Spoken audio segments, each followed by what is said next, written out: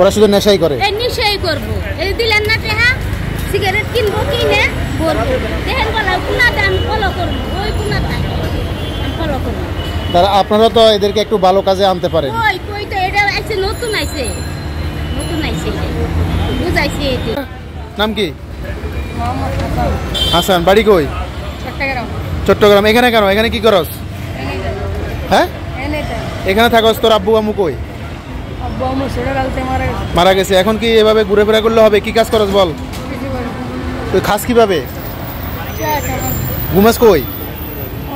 ওখানে ঘুমাইলে হবে? তোর হাত পা সব ঠিক আছে? নেশা করিস? কি খাস বল? গাম খাস? গাম খাস?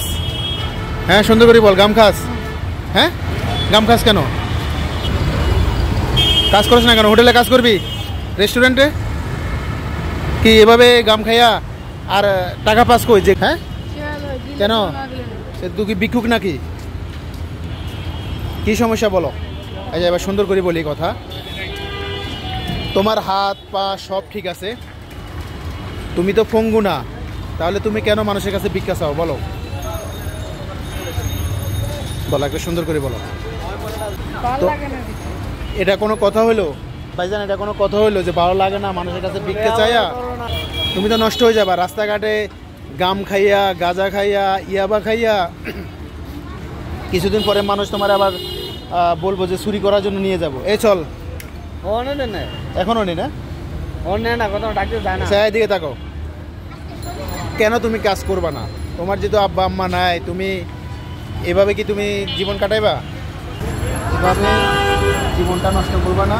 রাস্তাঘাটের থেকে বিভিন্ন মানুষ তোমাকে ধরো বিভিন্ন খারাপ কাজে নিয়ে যাচ্ছে, বলবো যে চলো ওই দোকানে লুট করি, চুরি করি, তারপরে নেশা করি। ওগুলো কি ভালো? তাহলে কি কোনো দোকানে কাজ করবা? কেন কাজ করবা? হ্যাঁ এভাবে চলা ঠিক না। আমি ধরো তোমার এখন চা খাওয়ার জন্য আমি কিছু টাকা দিই, দিয়ে না দিলে খাই লেবু।